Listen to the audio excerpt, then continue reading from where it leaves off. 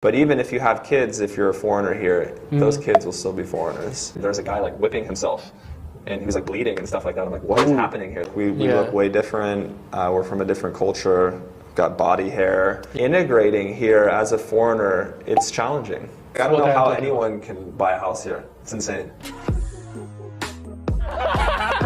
Hey, 大家好，我是花椰菜. Today I invited American YouTuber Teddy to join my interview. I'm Teddy Lai. I've been in Taiwan for about 13 years. He interviews 外国人. And today we are going to interview him. Yes, right? Well, Why did you come to Taiwan? I had a good friend from middle school, and he invited me to come here.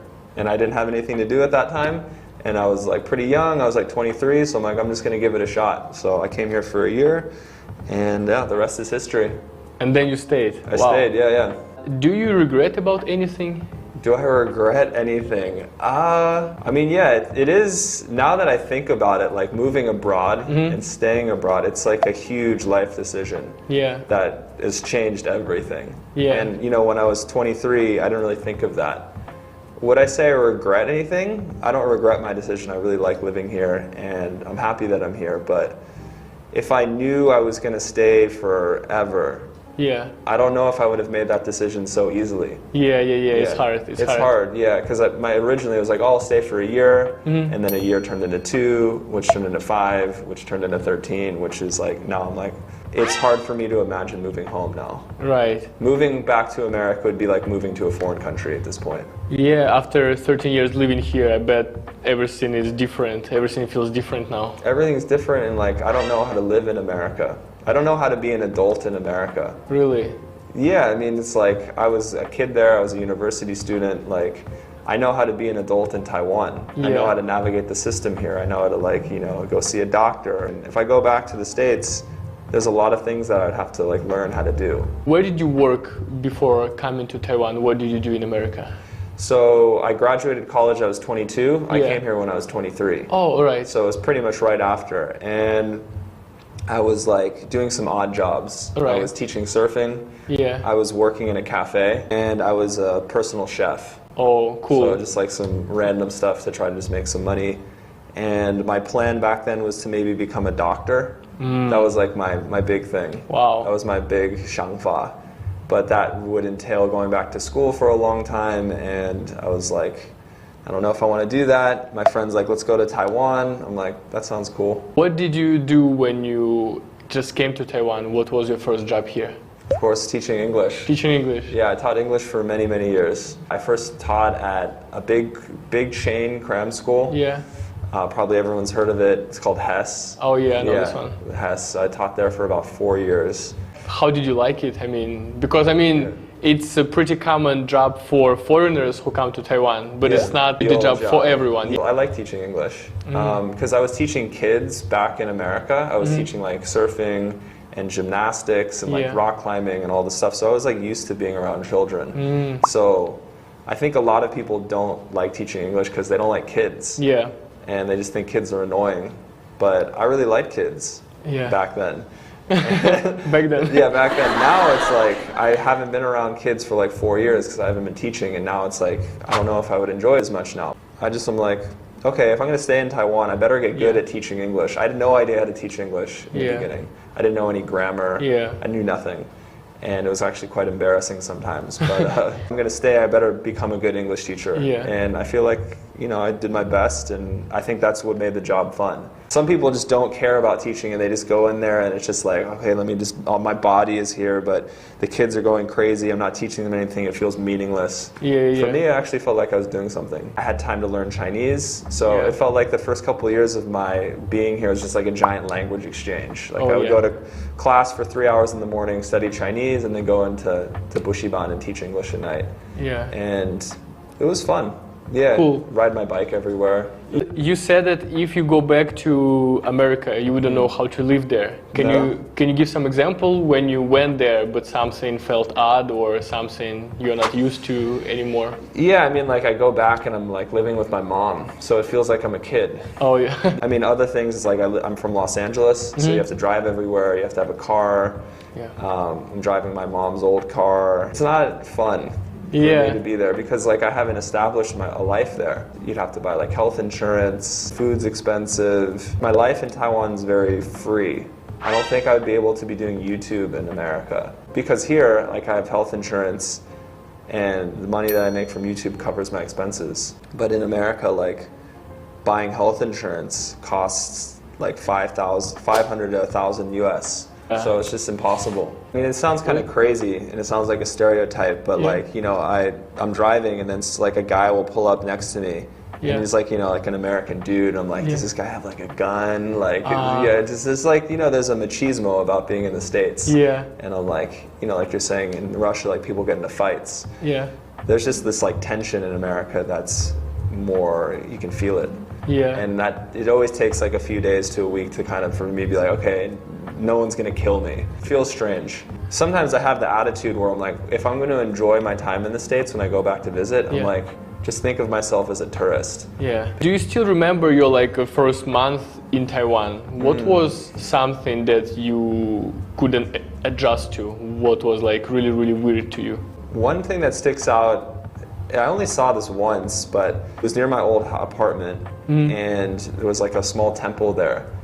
And I went by it and there was like a temple procession and they were like moving the temple. That's what they told me. Wow. And there was a guy like whipping himself and he was like bleeding and stuff like that. I'm like, what is happening here? This is insane. I didn't see that. It seemed pretty, I've never seen it again. Only one time.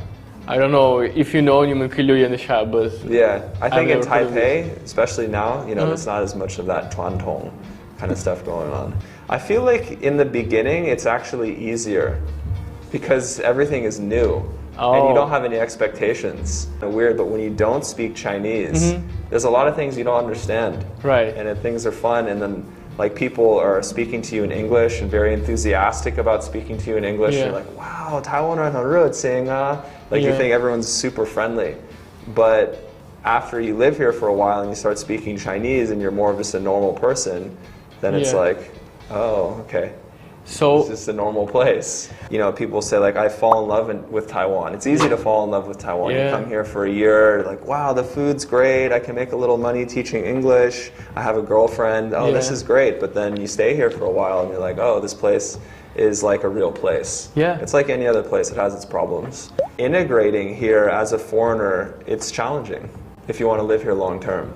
And there's different ends, like you can get married or you can like be in a band or something like that. But at this moment in time right now, I feel kind of isolated because I'm doing YouTube. I'm on my own a lot. But what is the biggest challenge for you? Making friends in Taiwan, making local friends. Local friends. Yeah, and like just feeling like I'm not a 外国人. I'm like a person just like anyone else here. But what do you think is the issue with making local friends? Because you can speak Chinese, right? So I think it's just cultural differences and just like different interests. I think a lot of Taiwanese people, because Taiwan is so small, they don't have the motivation to make new friends. I had an ex-girlfriend where she lived in Hualien for a year. And I'm like, oh, you lived in Hualien for a year. Did you make any friends there? She's like, no, if I wanted to go see my friends, I would take the train to Taipei. Wow. I think a lot of people have this mindset. So it's not just a foreigner thing. It's like a Taiwanese thing. But could it be because they're kind of shy and they're not really as open-minded as like Westerners? They cannot just come to you and like start some, you know, casual conversation. They're usually more reserved. I think, that's like the thing about, like you're talking about before with, like people will call you 外国人. And I think it's okay, like in the moment it's fine, like yes, you're a 外国人, but then you're a 外国人. And it's hard for people to approach you if they see you as 外国人. It takes a certain amount of courage to be like, oh, is this guy going to speak Chinese? Is he going to speak English? Is he going to bite my head off? I don't know anything about him. I think I need to adjust my expectations too. Probably be more outgoing. I just had a talk with some other foreigner and he's like a bodybuilder. He's big. The thing is that they're kind of afraid to approach you. They're not that, you know, kind of relaxed about stepping out of their comfort zone and talk to you because you're completely different, as you say. We are kind of foreigners, right? We look differently, we speak different language. So we need to expect that from Taiwanese people. We look way different. We're from a different culture. got body hair. Got one example of like living here in the beginning, it's easier, but then in the end, there's certain little things that kind of pile up. Like I was in the night market the other day, and there's a guy playing guitar. Yeah. And then I walk past, and he looks at me, and he's like, "Welcome to Taiwan." And I'm like, "Been here for 13 years, bro." Yeah. And he's speaking to me in English, where it's like, it's a pet peeve of mine, honestly, when people want to speak in English to me. I don't know why it feels weird, but it does. It's weird that in Taiwan, as a foreigner, they want to speak English to you. Where in like almost any other country in the world, I feel like the expectation is for the foreigners to learn the local language. But dude, I'll tell you, you know what's the first question Taiwanese people ask me when they meet me? The first question they ask me is, "Oh, cool, are you American?" Yeah. It's just for sure. It's just first question. So for them, I think for 99% of people, they assume that every foreigner who comes here, maybe not everyone, but the majority of foreigners, they're Americans, or I don't know, like maybe they're from UK. Yeah, if and you're white. By default, they speak English. So like in the beginning, that's another thing. Like, this is great. Everyone speaks English here. This is cool. Like, I feel welcome here. I feel at ease. Like, I don't feel like I'm going to get lost or in danger. Yeah. But then when you stay here and you learn Chinese and you're like, okay, I want to be like more integrated. And most immigrants in America still have their immigrant community. Yeah. But their children can become American. Right. They're raised in America. They speak fluent English. They know American culture. But even if you have kids, if you're a foreigner here, those kids will still be foreigners. What kind of plans do you have for Taiwan? Did you think about your future in Taiwan? Just make more videos. I don't know. I would like to stay here indefinitely. I don't have plans on going back. So yeah, I would like to get married, have a kid, settle down. I don't want to buy a house, but yeah, I definitely don't want to buy property here. Honestly, part of the reason I don't want to buy property is because of the political situation here. Who knows what's going to happen in the future? Yeah. And that's just a risk I don't want to take. Is Taiwanese real estate market more expensive than the one in LA? I think it's comparable. Like, you will pay about $2 million US to buy an apartment here or a house in LA. But people in America make a lot more money. I don't know how anyone can buy a house here. It's insane. It's just weird because Taiwanese people sometimes say, "Oh, it's okay, you know, houses and apartments in Hong Kong is more expensive." Yeah. But then I say, okay, but also their salaries are like 5 times higher, or they compare it with the United States. It's the same. Salaries in the States several times higher. Way higher. Like in LA, for example, salaries are how much? Like at least 5 times higher than here, but houses cost the same. So it's not really comparable things. No. Housing market in Taiwan, in Taipei, is really overpriced. It's. I think the average house. I don't know if the statistic's correct, but like, the average person will have to save for like 25 years all of their salary to buy a house. But in America, maybe it's about 6 to 10 years, depending on where you are. And you know, those figures aren't exact, but it is very different. Insanity. Yeah, I mean, it's something that I do talk about with my friends a lot here, about housing and the price of living, and just how I feel like probably the biggest social issue in Taiwan right now, besides, you know, the political situation with the neighbor, inequality. I feel like there is something that's changing in Taiwan from when I first got here. Like, one of my first impressions of the country was that rich people and poor people live in the same neighborhood together. Like, you have some really old apartment next to a nice new high-rise, and everyone's just living in together. But now I feel like those old apartments in Taipei are less and less, and I see more homeless people around now, and I'm like, this is odd. Yeah, this is different than the Taipei that I moved to. Definitely changed with the pandemic. Like, now that the pandemic, it feels like it's completely over now, and like, we're seeing the effects of that. Like, things are more expensive now, rent has gone up. Like, the people that were really struggling before maybe could have a house, now they can't. Are you renting an apartment in Taipei? Yeah, in Jingmei. How would you compare the quality of apartments? I'm used to it now, but I think if I had a friend come here, and recently my high school friend, he came in, he looked around, he's like, okay. This seems nicer than the first apartment I moved into, which was like a dinglo. It had no air conditioning with a TAPU, and inside it would probably get to about 40 to 42 degrees during the summer. Wow, these tiny studios, those are really not really acceptable in most countries, I guess. Yeah. Because I was so afraid to let my mom see the apartment I was renting before.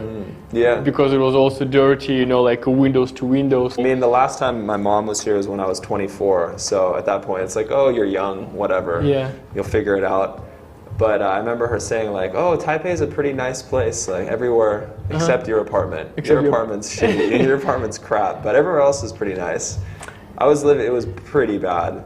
That place was only like 4,000 liu a month for a room. 4,000 liu? Yeah, in Guting. Wow. Like right in the middle of the city. Wow, that's so cheap. It was super cheap, but you know, get what you pay for. There was roaches, rats, it was hot, no aircon, the gas would leak. I thought that's what all of Taiwan was like. When I first got here, I'm like, this is everything? This is crazy. But then, you know, I'd go to other people's houses eventually, I'm like, oh, there's actually like nice places to live in this country. But because this gap is actually huge, some people just keep renting those apartments for the rest of their life because they can't afford buying a new one. Yeah. So yeah, it's like true. Normal for some people. Yeah, if you're just like, you know, work a normal office job and you don't have rich parents. Yeah. That's done for today. Thanks, Teddy, for joining us. Thank you, Broccoli. You told us a lot of cool stories. Yeah. That was great to hear from you. Keep it positive. Remember to follow his channel, remember to follow my channel, and I'll see you next time.